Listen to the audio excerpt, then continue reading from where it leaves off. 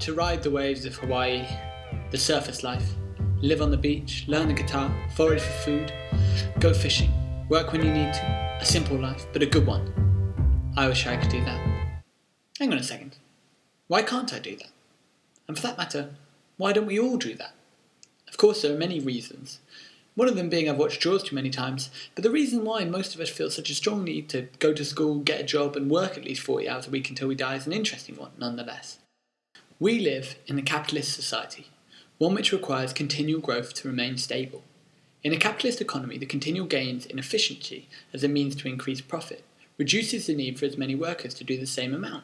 Therefore, to keep everyone in a job, the economy must continually grow, or else we get recession, rising unemployment, and a generally pretty nasty impacts on a lot of people, as the patchwork of history shows. In a capitalist society, to make sure that we get continual economic growth, a number of social imperatives have developed.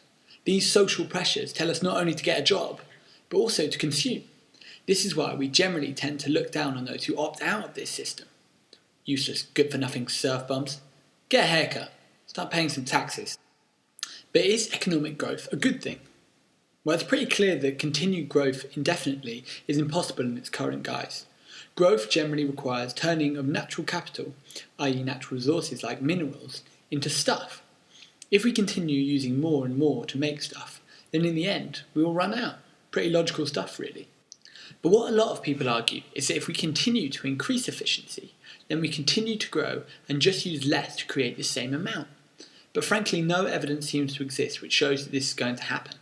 As at current observed rates, the level of efficiency increase is nowhere near enough. For example, if we wanted to reduce our carbon emissions through increasing efficiency in line with UN goals for CO2 reduction of 4.9% a year until 2050, we see that carbon intensities, i.e. the amount of CO2 produced in making stuff, needs to decline by 7% a year, which is 10 times the rate of decline which we have seen since 1990. But even despite the environmental impact of increased economic growth, there's good reason to question why we want it anyway. Because beyond a certain point, it just doesn't seem to make us any happier.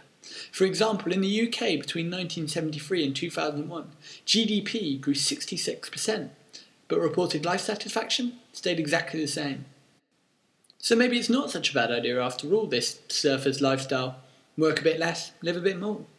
And you know, it doesn't only have to be surfing. You can spend a bit more time with your kids, get involved with your community, do some voluntary work.